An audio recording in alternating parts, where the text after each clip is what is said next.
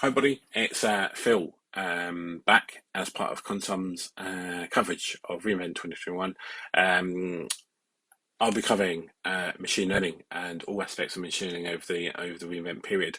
So, if you're hopping on a plane and jumping over the pond and going to Las Vegas, well, have a great time. Enjoy yourselves.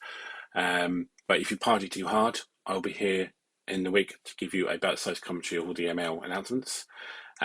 Or if you're staying home, like am this year, for whatever reason you need to stay home in these tricky times, well, fair enough. So also catch me to give you your ML Ops lowdown throughout re:Invent, especially what's happened or announced the evening before, maybe when you're putting the kids to bed. I always find that a bit of a struggle. So I'll be there to aid you and assist you through this exciting re:Invent 2021 period. As mentioned, I'll be focusing predominantly on machine learning, and I just wanted to give you a brief or quite a succinct things to catch or look out for over the week. So some things to look out for is I think ML ops powering sustainability, which seems a bit weird because you might be burning loads of hours of CPU and whatnot producing models, but I suspect there'll be a lot more on what you can do with that and how that can help your sustainability. So I'm expecting big announcements, something big around maybe sustainability lake or something that brings carbon data and bits of renewable energy data and whatnot into of public data sets into AWS for you to exploit better, and then use machine learning and SageMaker on top of that to do some cool stuff with maybe some pre-canned ML to help you, that kind of thing, so that more people can get into sustainability and understand things to do it. And maybe also use machine learning in their own products to help the long-term sustainability of an evolution of their own products. So I'm expecting a lot on how ML will power sustainability, and that should be a key thing. And then in addition to that, I want more around model monitor and how you model your monitor your models better. So model monitor does a good job at things like accuracy and drift detection and that kind of thing, very machine learning centric view of the world of the model. But I'm expecting a more integrated view for other things like system performance, observability, and cost. So I know if I change my model in a certain way, what I'm using to train it on, or GPU, how much, or data pipelining, that kind of thing, I can explore a bit more how that affects system performance and in turn cost. So I'm expecting a lot more in that area of combining all those views together to give you that consolidated overview of your model. And then the next thing is I work for Innowisdom, an AWS partner, and we're very into SageMaker. But not all of our customers are. Half our customers are into SageMaker, and we really do love SageMaker and look at it and explore it deeply, and we are experts on it.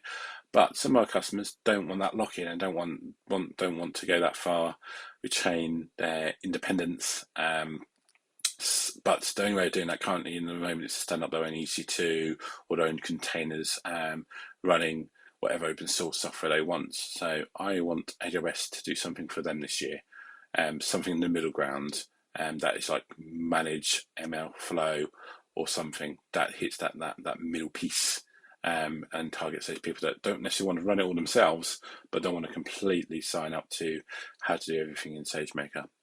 So I would love something like a managed ML flow for them or something.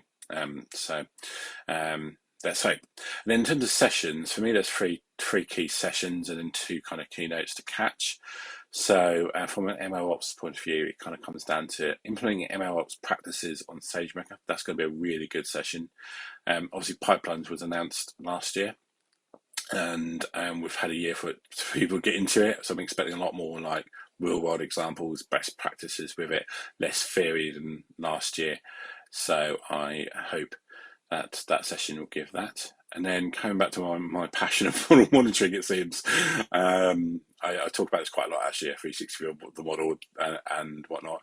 There's a session called Detecting Machine Learning Model Drift in Production, specifically in this area. Take a look there. I'm hoping all those announcements will happen, and this will be like a very detailed walkthrough and explanation of all those new features and how to use them all together. So I'm expecting one to feed the other. And then the third kind of session is last year we saw lots and lots of announcements in this area, didn't we? We saw pipelines, feature store, model registry, bias, Studio, all these lots more SageMaker capabilities, especially in the MLOps sphere. And this changed the landscape really to a certain degree of everything that you would consider well architected and whatnot. So a few months ago, AWS updated the well architected lens to reflect all of that. And what I'm expecting is that this session will go through that lens and how to use them and all the best practices and bring them all together and update us all on how we should be well architecting our ML workloads on AWS. So I'd encourage that. So that's designing well architected machine learning workloads. So they're the three sessions, and then there's the keynotes. So there's all the usual keynotes, same as last year. But there's one big change. Andy Jassy's gone up to the big job. He has replaced Jeff at the top. So that means Adam has joined as the new CEO of AWS. And he gets the top keynote and all the big announcements. So he's the one to watch. I expect there to be a massive chunk of ML in the middle of that. So take a look at that. If you're watching it live on the 30th of November in the evening, so it'll be about 4:30 in the evening, roughly UK time. Double check that, but that's me doing rough computing on time zone in my mind. But that's normally when you catch it until about 6:30. So catch that. That's going to be packed full of ML announcements. And then the next one to catch after that, from an ML point of view, is Shrami's back. He obviously enjoyed his own dedicated keynote on machine learning last year. So he's back for this year. And he'll be obviously doing all things machine learning. So I'm expecting him to build up upon stuff that Adam announces and also make other announcements and giving us a more detail on Adam's and examples and whatnot. So I'm expecting that to come out. That keynote to be a good one, and that is on the 1st of December at the same time, so 8:30 PST, so I think that's 4:30 UK time. So just over dinner with the kids, which I'm sure my kids will love watching that one. But anyway, I'll be watching it, and I'll give you some bite-sized punditry on that and how it interrelates to the other one. So catch both of those. His is on the 1st of December, again 8:30. PST, or I think it's 4:30 UK time.